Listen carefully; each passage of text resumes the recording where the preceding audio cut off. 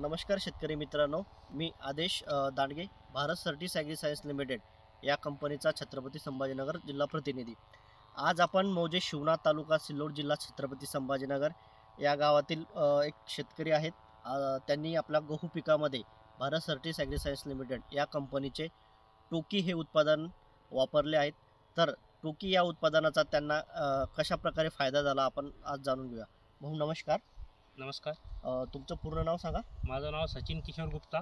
तुमचा mobile number 9175 05 71 11। तुम्ही तुमच्या गहू पिकामध्ये टोकी हे वापरलं तर तुम्हाला काय जाणून आलं बरं तुमच्या गहू पिकामध्ये?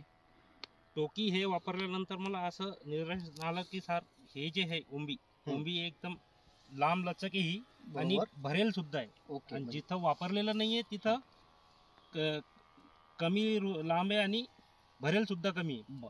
हे तुम्ही याचा वापर कशा प्रकारे केला होता?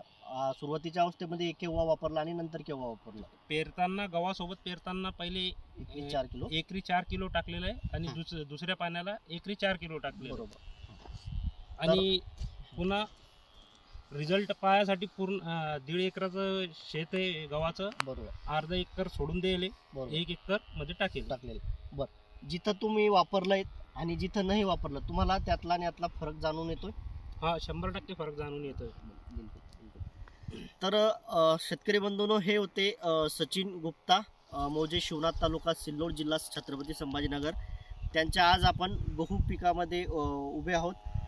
त्यांनी ज्या ठिकाणी हे वापरलेलं आहे तुम्ही बघू शकता, ओंबीची जी लांबी आहेत ही चांगल्या प्रकारे जास्त आहेत ज्या ठिकाणी वापरलं आणि ज्या ठिकाणी त्यांनी वापरलं नाही त्या ठिकाणी ओंबीची लांबी ही कमी आहे आणि दाण्यांची संख्या या ठिकाणी जास्त आहेत।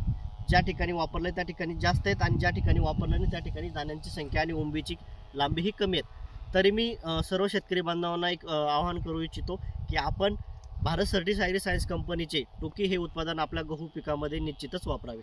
धन्यवाद।